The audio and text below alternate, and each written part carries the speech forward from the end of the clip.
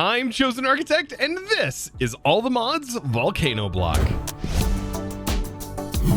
Now today, I want to get started with Ars Nouveau, but first, we have something that I want to get set up before that, and that's going to be automating netherrack and netherrack sieving. We really don't need to automate too much of the in-stone, but netherrack is going to be incredibly important, and the sooner we get it done, the more likely we are to get ancient debris and many things like that. Now, of course, ultimately, I want to get into some more Ars because there is so much that we can do with Ars in this pack, and it is going to open up tons of functionality as far as access to new biomes and all kinds of other cool things, such as islands. And well, we should be able to even, according to you guys, get access to a warden, which will get us our first Allthemodium ingot. Now, to get netherrack, I actually want to use the thing we set up last episode, which is integrated dynamics. And we're going to utilize simply the mechanical drying basin. That's going to be the basis of today. But we need to get lava to this drying basin. And I was thinking about interesting ways of getting lava there. And we can actually use functional storage for this. Yes, functional storage can handle fluids. I know, it's just mind-boggling. And it can basically do wireless fluid. So if we have ourselves a storage controller, it can technically hook to this, allowing us to take a fluid drawer and send lava from this source to this drawer wirelessly. That's right. Yes, using the linking tool, we should be able to connect to a new set of drawers. And I'm thinking, I kind of want this to go into this inventory or this inventory and just simply connect to the barrel here and route in, because these don't, these aren't using a lot of storage, and nor is this setup. It's not going to use a lot of storage. So I think it'd be closer to probably put it into this colossal chest.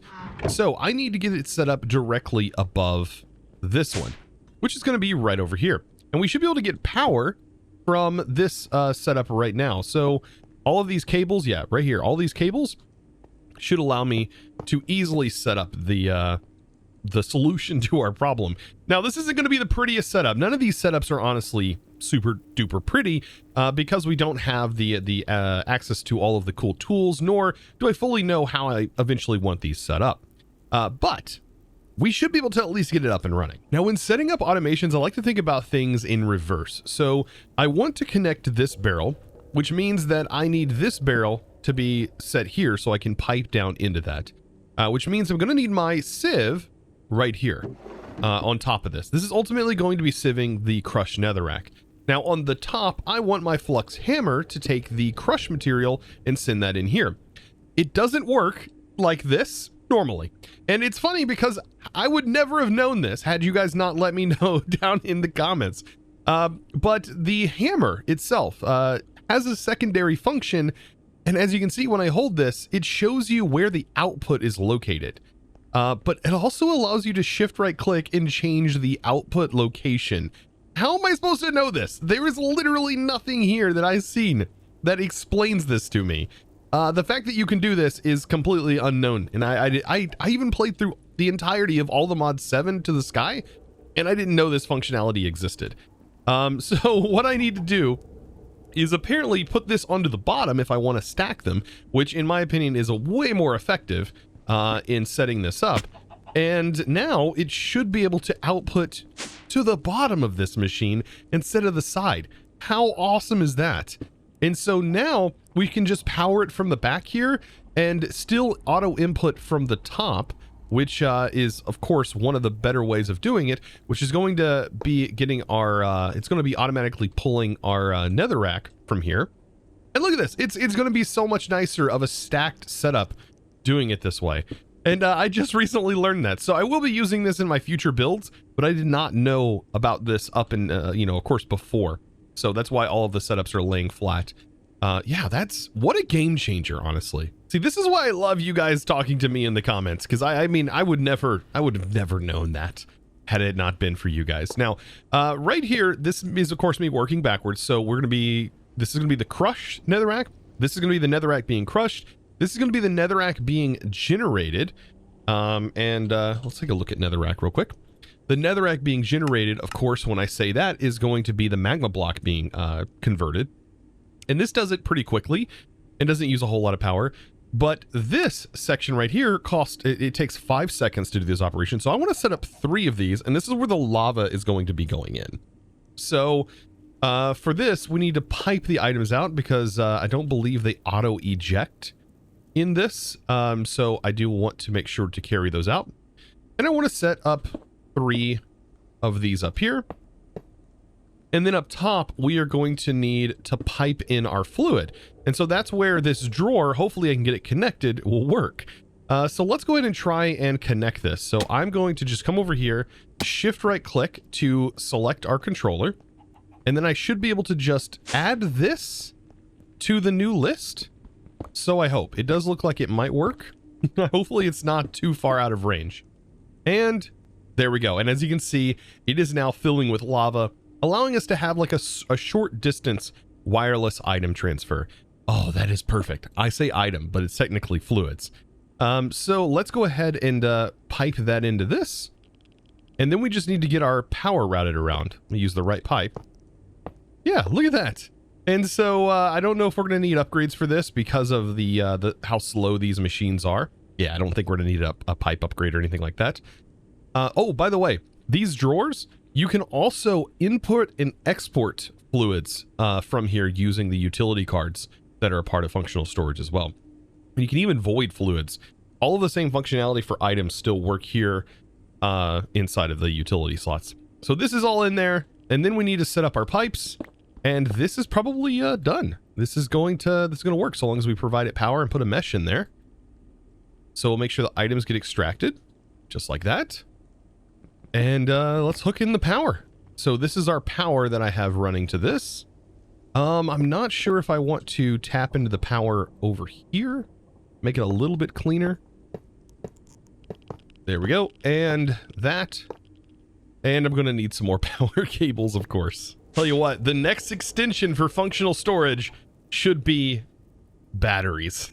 How cool would that be? To just have a drawer network that stores your power. Oh man, that would make functional storage so good. I mean, it's already fantastic, but it could only get better, right? You can only go up from greatness. All right, so this is all ready to go. We are receiving power just from our passive windmills. Everything's looking pretty good. Now we just need to put in the mesh.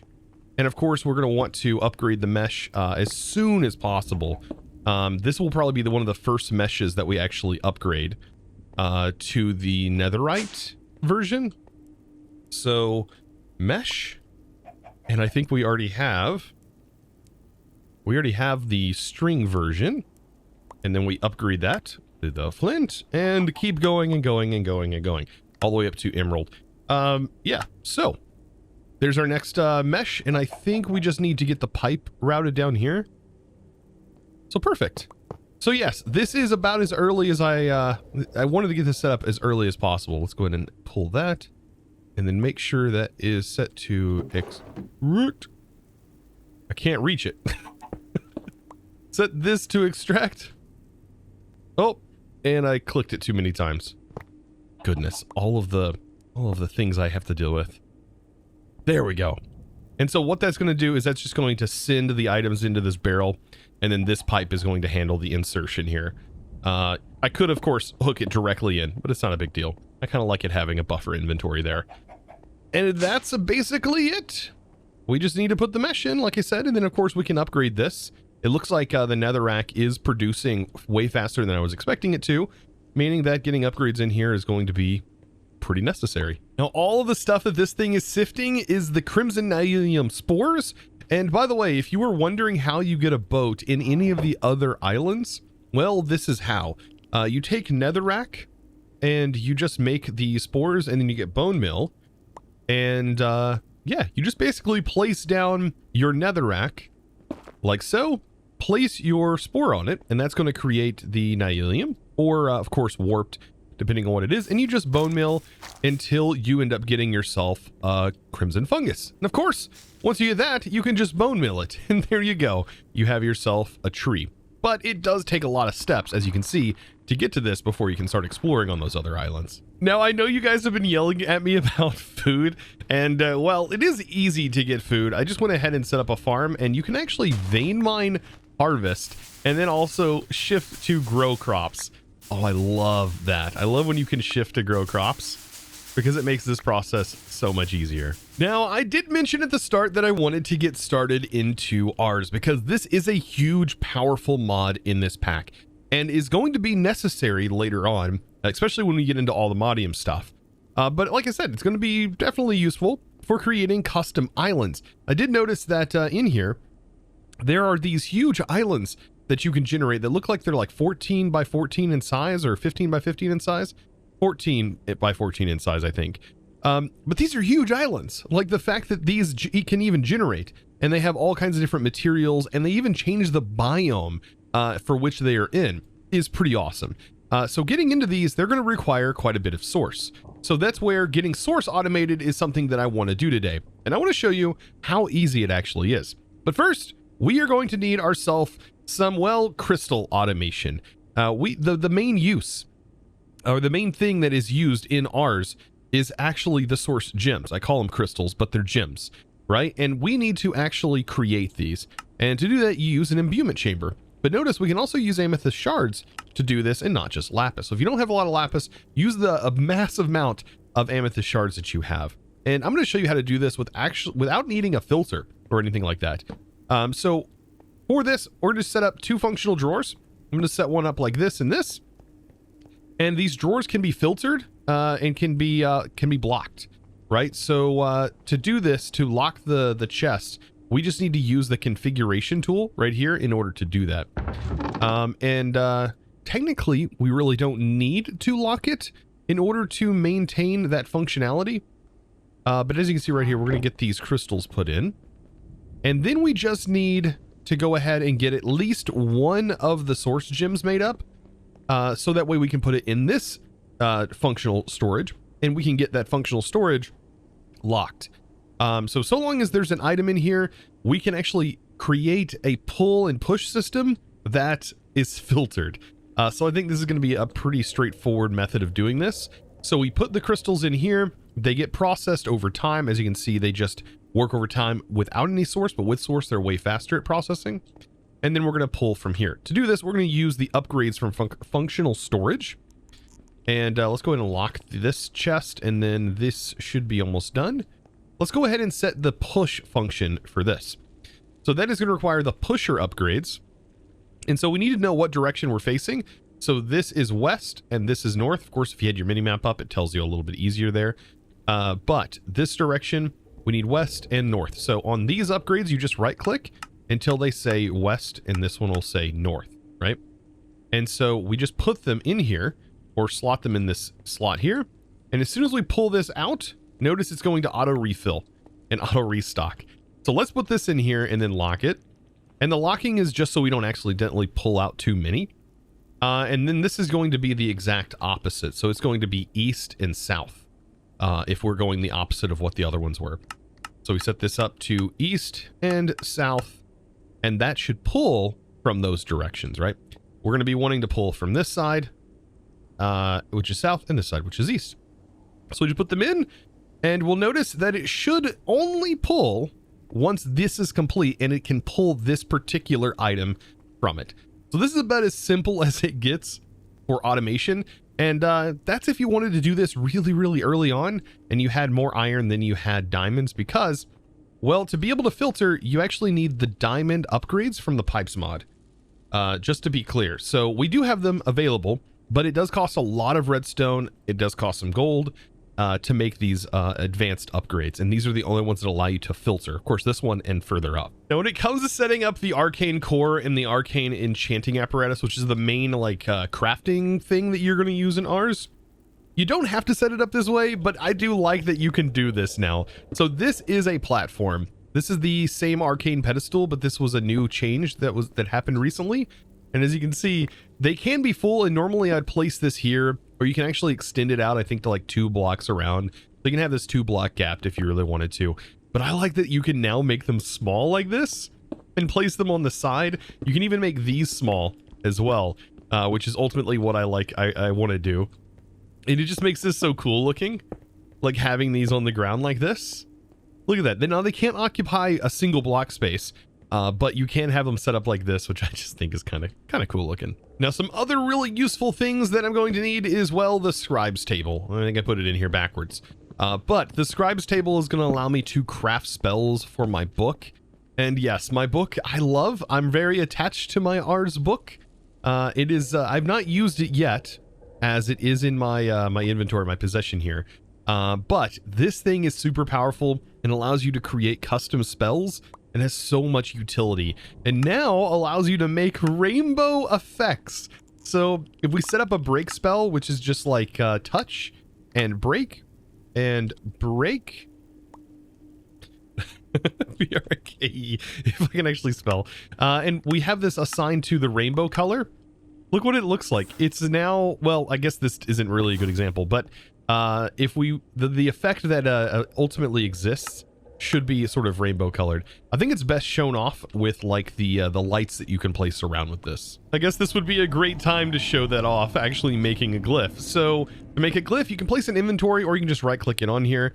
But I'm just going to put the items required to make the mage light, which allows me to make a light. And it's just these items here. You click on it with the book and you select what you actually want to make. And that should be Conjure Mage Light. And it's going to show you the ones you've already learned. These are the ones that are selected. The ones you have not learned yet are going to be grayed out. And so we just select it, and there it goes. It's going to automatically pull the things out of the adjacent inventory and make it for us.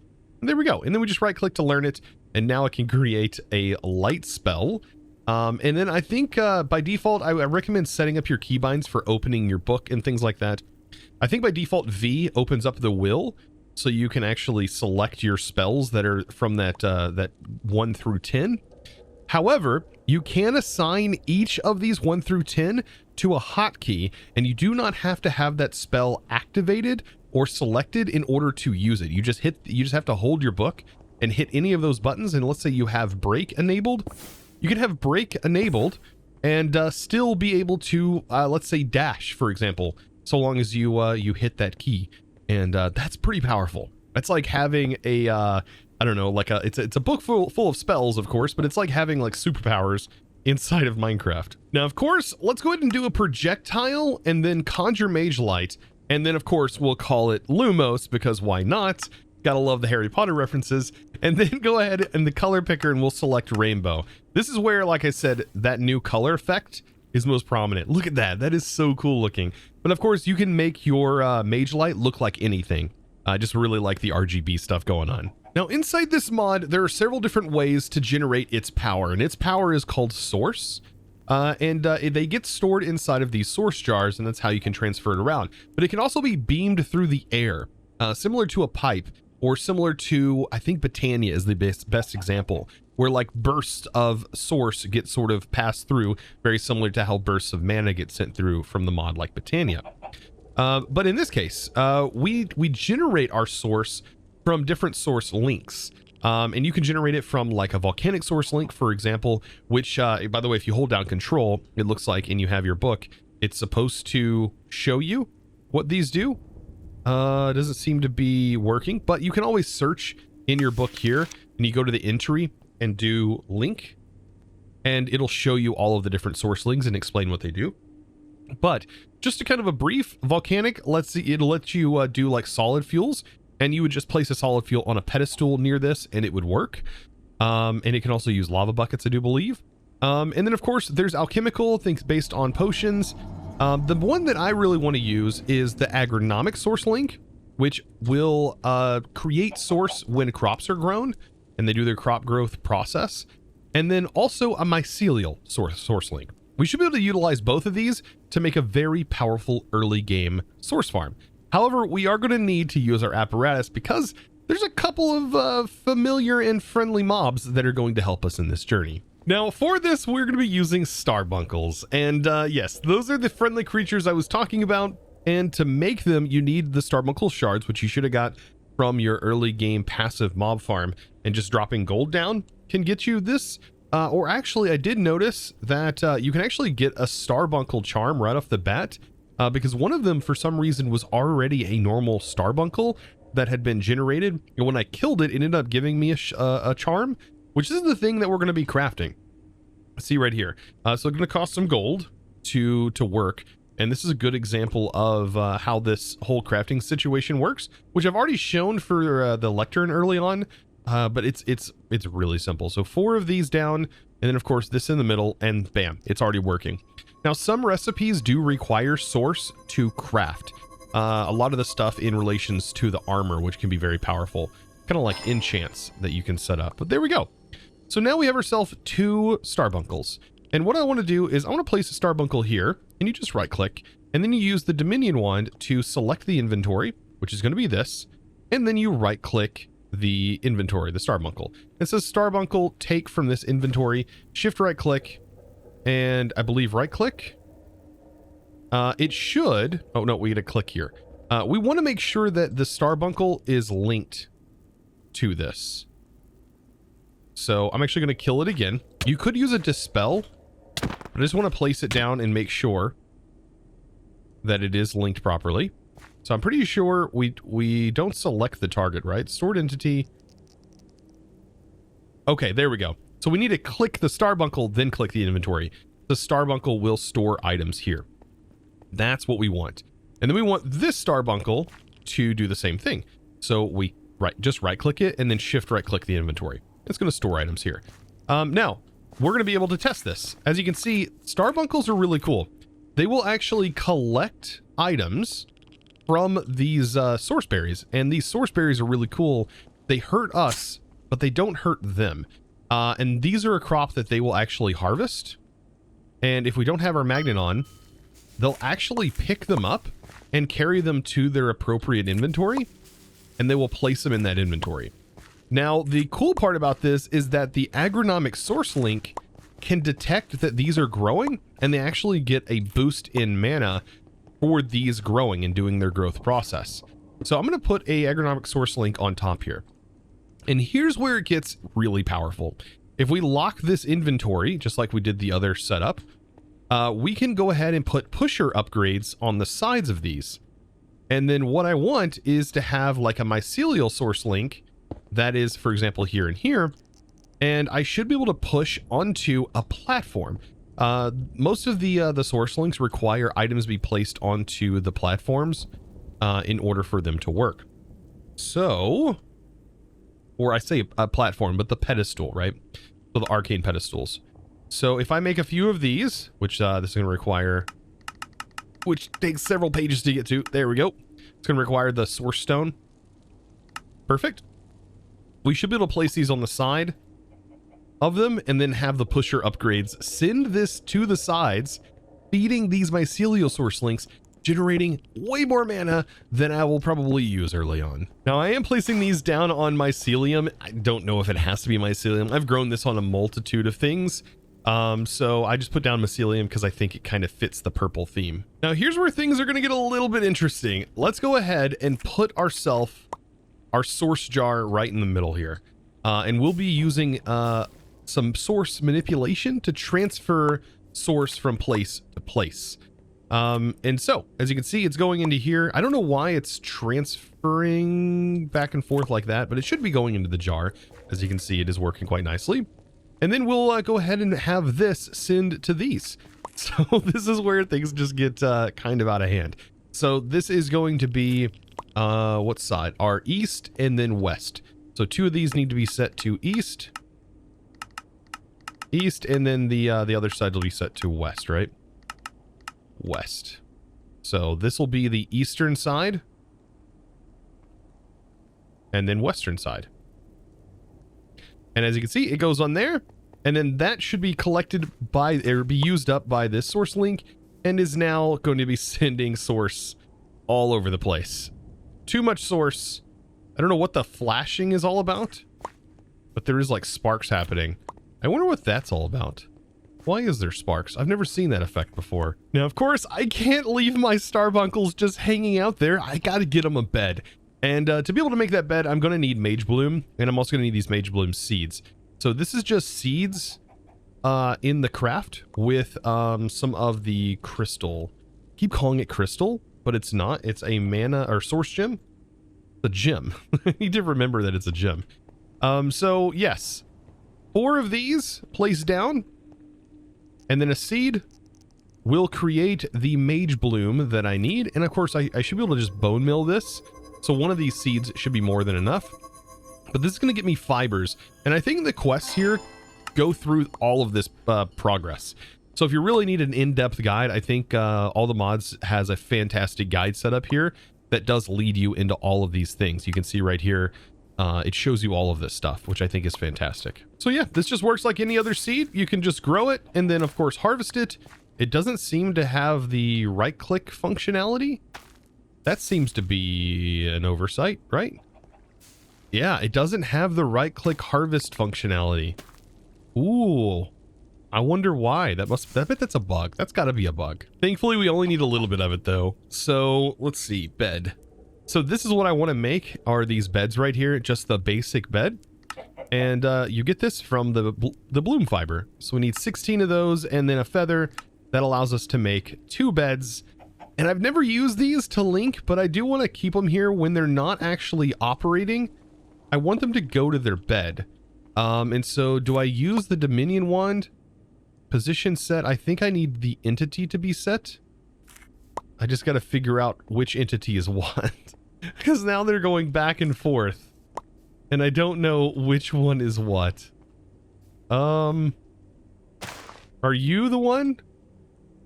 So entity, task cleared.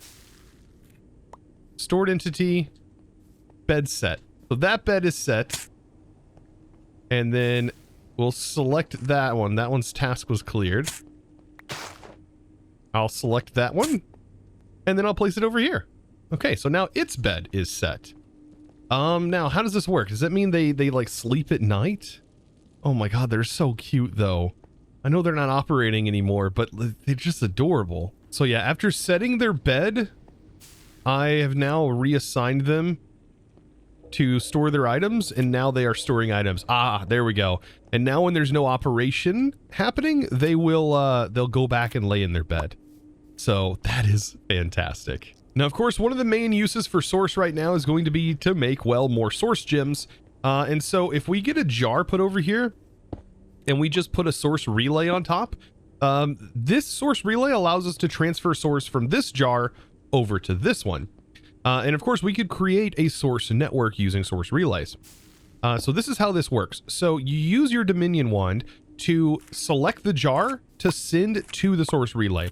So you right click this and then you click this. And now it's sending source into this relay. Now then to send it to another relay, we just simply right click this relay and then we click this relay. And now they are linked and you'll see that source beam head over here and start to fill this jar. And then these will then use the source that builds up in this jar. As soon as we will, of course, we have to select the jar. So we have to right click this and then select the jar. So now it's sending to this jar. And as soon as we do that, this process is going to hit warp speed and is going to start working. You can see the jar's filling up and everything is functioning. I still don't know what all the flashing is all about. Maybe you can let me know down in the comments below. I'm very unfamiliar with why this is flashing like that. Unless it just means it doesn't have the operation happening. I have no idea. I've never seen that before. So anyways, so there it goes. And this is now sped up and we should be receiving a lot more. Of course, these imbuement chambers are used, however, for a lot more things. And well, creating essences are going to be one of our next tasks. Creating all of these individual essences, which are going to allow us to make more spells and get into way more things. And of course, getting that automated is probably going to be a priority. Now, automating each of the essences shouldn't be too difficult. We just simply need to pipe in the source crystals, and we can do this on both sides. I can set up this same setup over here as well. But what I can do is I can place down these platforms, and I think doing it vertically is probably going to be the most effective way of doing it, of space. And yeah, it requires 3 individual items. For example, I'm going to be making air essence. It requires an arrow and a pedestal. It requires a Wilden Wing, and it also requires a feather.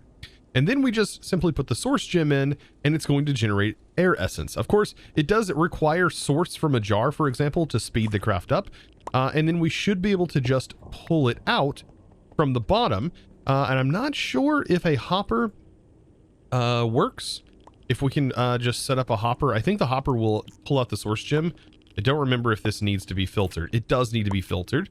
So we will need a filtered pipe in the bottom here in order to get this to work. But we have access to all of that, and shouldn't be too hard for me to set up. So for the functionality here, I did actually have to raise this up and separate them a little bit. But as you can see, they are floating here perfectly.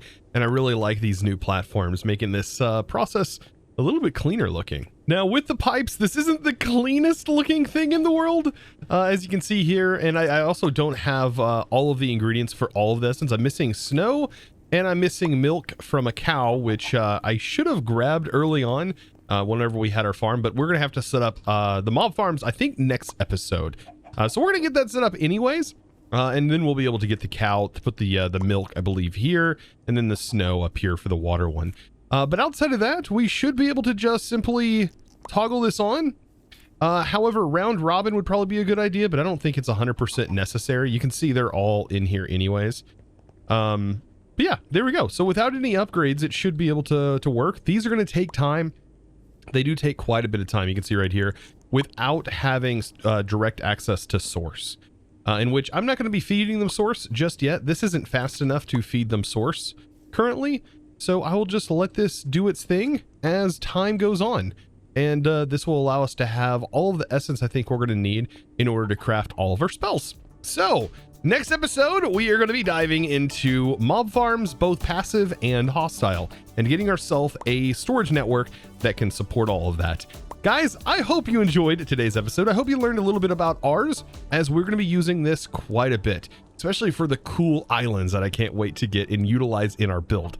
So if you did enjoy, be sure to smash that subscribe button if you haven't already, and give this video a huge thumbs up. And of course, guys, it's now time to thank the amazing supporter of today's video. And that huge thanks is going to go to Ender Reaper. Thank you so much for your amazing support, by the way, over on the Discord, becoming a Discord premium member and supporting in one of the best ways possible. I thank you guys so very much for watching this video, and of course, comment down below, how do you get along in Ars, and is there any tips that you may know that I do not? Let me know down in the comment below, as that's the best way for me to learn, and of course, learn from each other. Guys, thank you so much. I'll see you in the next one, and as always, thanks for watching. Bye.